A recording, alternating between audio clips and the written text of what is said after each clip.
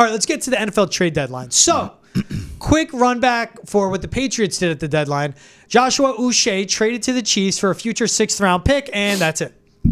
The end. KJ Osborne still on the roster. Tyquan Thornton still there.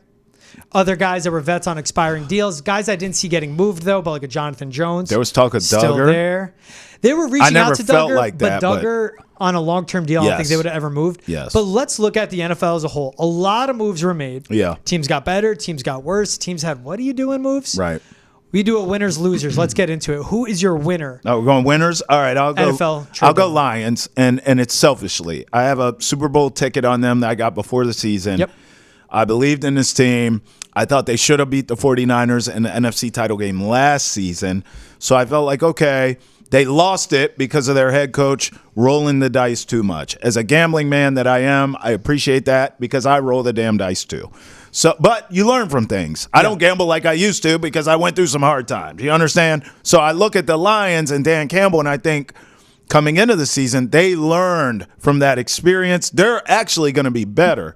I did not see this coming. I mean, this team is an absolute wagon juggernaut. I didn't see that coming, but I did think they would be better, and they are. And so when Aiden Hutchinson went down, I didn't think my ticket was over with, but I certainly didn't feel as confident as I did when I took the bet. Yep. And so now you add Za'Darius Smith, who is not Hutch. Okay, let's everyone calm down.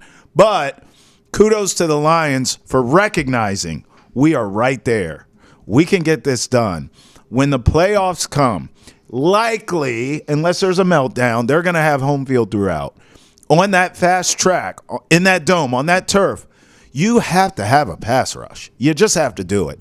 And I know they're manufacturing one now schematically with play calling, but in the playoffs, it's got to be a dude or two getting you the pressure in addition to your schematics. Yep.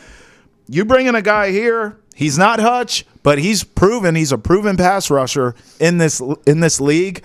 I love that the Lions at least addressed the need there, and it makes me sleep a little bit better at night now with this Super Bowl ticket. So the Browns got a 2025 5th rounder, 2026 6th rounder for Za'Darius Smith and a future 7th. The future 7th is nothing. Future 6 is basically 7th, but it is a great trade by the Lions. Look, Aiden Hutchinson was the best pass rusher in the NFL. Yeah. So they weren't going to get someone close. But you needed to address it. Yes. And Za'Darius Smith has been great since 2018, 2019. He's been one of the best edge players in the league. He's bounced around Packers, Vikings, Browns. He's been great.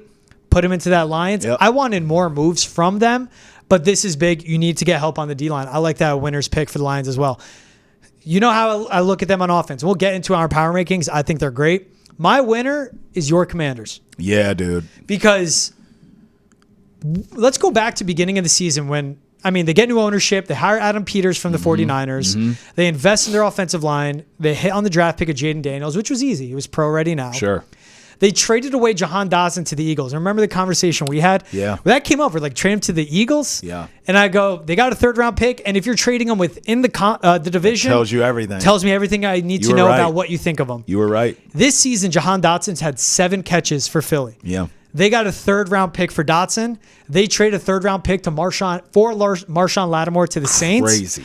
Marshon Lattimore has not allowed more than 24 yards in a single game to an opposing receiver or matchups when he's in single coverage. The Commanders have been winning. They're 7-2. They needed help on the back end. They're allowing opposing quarterbacks to complete 68% of their passes, almost 7.5 yards per attempt. You need him. Their cornerback play has been terrible. Yeah. He literally is their best corner right now. Steps in right away. Great trade by the Commanders. You're 7-2. What they are saying is, we will win. We think we can win the NFC East. We think we can win the division and be a top 4 seed in playoffs. I think that's so well said. And by the way, let's go macro. Let's go big picture here. Yeah. Because we're both talking about the same things, but it's 2 different teams. Yeah. The Lions. We like teams buying. Right. They lose their best player defensively. Yeah. It's a pass rush. It's a need. They go out, and you're not going to find equal value, but you at least addressed a need of your team. Same thing here for the Commanders. And both of those teams, and the Lions and Commanders, are going for it, as you just said. They're going for it here. This is why the Patriots drive me nuts, because it's the complete opposite of the coin. If you are a contender, you should pull out all the stops and go for it. If it works, you get a ring. If it doesn't, we tried, right? Yeah.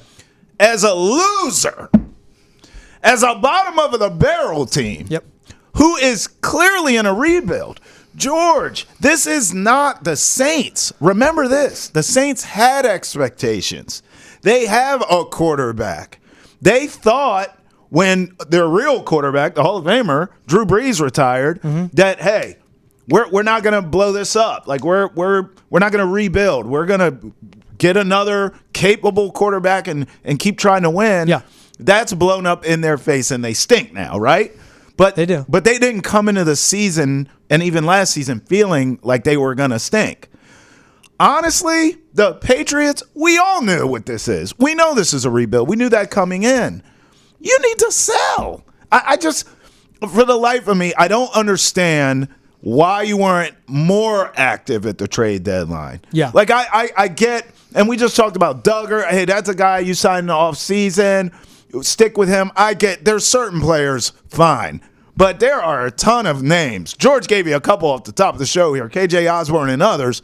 Get them the hell out of here and acquire some draft picks. Yeah. Just like we see these contenders saying, we're going to go for a Super Bowl. Let's give something away to give something back and go for it. The losers in this league, who you knew would be rebuilding, like the Patriots, should have did more selling to acquire more picks, because that's how you rebuild in this league. There are the guys like on expiring deals, a Jonathan Jones, Dietrich Wise, KJ Osborne, Austin Hooper, Daniel Ukawale. So I'm going to name those guys. Could have been had. Could have. What I understand on the other side, though, when teams are calling about a Devon Godshaw, a Kyle Duggar, a Jonathan Jones, when you are missing Christian Barmore, Juwan Bentley, Jabril Peppers on the exempt list, when you're missing so many guys and leaders. Sure. And look, I'm not going to act like that locker room is mature, is in check, because it's not. It's not. But if you lose a guy like a Jonathan Jones, who called the team out after the Jaguars game, they can't afford to trade that away. If they were in a better spot, then Jonathan Jones could be traded away comfortably. And I say this where I've told you from square one, I understand his value. I understand his skill. I like him a lot. I didn't want him to be traded away because it's what's best for the Patriots moving forward. And for Drake May, you have to keep a culture there. And honestly, if Jonathan Jones was traded in the talking about as a football player, you were talking about him to the Lions, to the Commanders. I would have loved that for him, because he would have went to such a better situation. Had a chance to win. The Patriots roster in such a bad spot, they can't do it. Yeah. So in a way, you're kind of saying the Patriots to you are losers at the deadline, but who do you actually have as a loser? They're just losers in general. Losers at the deadline. I'm saying the front office. Absolutely. I'm not going to I'm not saying the players we said are. That's fair. Yeah. That's fair. I'll actually throw the players in. I don't care. I'll go Seahawks here. Look, I again. This is now they're a little obviously much closer than the Patriots are to relevance, quite frankly. But the Seahawks have lost 3 out of their last 4. Okay. They're now, if you look at the standings technically in the NFC West, they're last place. They're in the bottom. They're in the basement. And it's just sort of you got to feel like the wheels are starting to fall off here for the Seahawks. Geno Smith, I think the Geno Smith experience has run its course. He's not the worst quarterback I've ever seen, but he's not the answer. And they knew that. He wasn't long-term answer. It was kind of like, okay, Geno's playing well. Let's ride this out for a couple years, see how far it takes us. It's not taking us anywhere, Sal. Okay, so I kind of look at this like DK Metcalf should have been moved. That's their top asset. There's a lot of rumors he's not happy anyways. They just signed him to a monster deal. He's a beast. You can get back. I mean, your return for a DK Metcalf is going to be beautiful. I think this is a team that needs to start the rebuild now, and that's a guy they could move now and get something back to jumpstart it. And then in the offseason, you can add to that. But they didn't do it. And, I sort of get why, because as I said, they're in the basement of the division, but it's a tight division. Yeah. I see why you would think, let's stand pat and go for it. I just don't believe in the team. I don't believe in them. And I think they lost an opportunity to move a DK Metcalf, a star player, He's get young, some though. assets back, But I and get start you. building. I wonder, like Jonathan. I don't know what the trade price was on certain guys. Like we saw Jonathan Mingo, and I'll get into that. Go for a 4th round pick, which was absurd. But Mike Williams, DeAndre Hopkins, Deontay Johnson, 5th round picks. Yeah. DK Metcalf is worth more than a 5th. Yeah. To me. Oh my God. Yes. And I just don't think it was out there. Again, Jonathan Mingo, the Cowboys, an anomaly. Hey, real quick, you want to hear more about us talking Patriots? Keegan Stiefel will be hopping on Foxborough Rush. We had him on the latest episode. Make sure to go wherever you get your podcast, Spotify, Apple, Amazon Prime, Foxborough Rush, everything Patriots, dropping 3 days a week, new episodes. Again, that is Foxborough Rush, where we go in on the Patriots at the trade deadline and also talk about the NFL as a whole. That is Foxborough Rush, wherever you get your podcasts. So my loser is the Cowboys. Yeah. Jonathan Mingo Yeah. traded from the Panthers to the Cowboys for a 4th round pick. He has 12 catches on 26 targets this year. He had 43 catches on 85 targets last season. Jeez. He has no explosiveness, no speed. He's not the best route runner. There's zero game-changing dynamic. You know what you give up a 4th rounder for? DK. You know what a team does?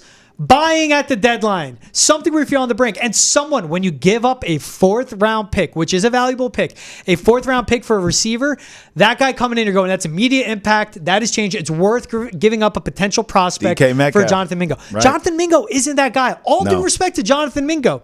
If he was traded for a 6th or 7th round pick, I'd be like, yeah, this is a fine trade. You had a receiver. Yeah.